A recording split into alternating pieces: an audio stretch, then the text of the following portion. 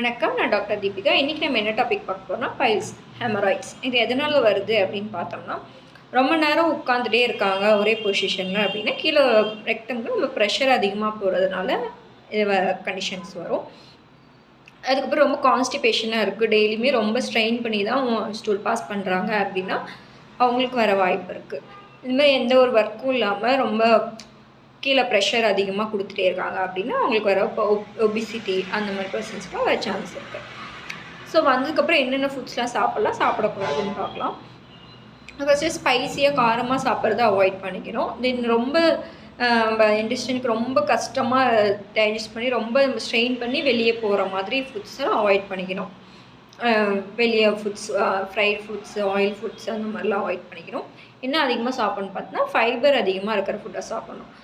Fruits அதிகமாக எடுத்துக்கணும். Apple, banana, cucumber அந்த மாதிரி பழங்கள்லாம் நிறைய சேர்த்திக்கணும். அப்புறம் முளைக்கட்டின தானியங்கள்லாம் சேர்த்திக்கலாம்.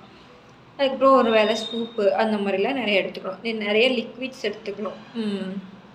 ஜூஸஸ், டெய்லி பட்டர் மில்க் அந்த மாதிரிலாம் மோரெலாம் எடுத்துக்கணும். அதுக்கப்புறம் வெஜிடபிள்ஸில் வந்து ப்ரக்கோலி, காலிஃப்ளவர் அந்த மாதிரி இதெல்லாம் வந்து ஃபைபர் கண்டென்ட்ஸ் அதிகமாக இருக்குது, அதெல்லாம் எடுத்துக்கலாம். பீன்ஸ் அதெல்லாம்.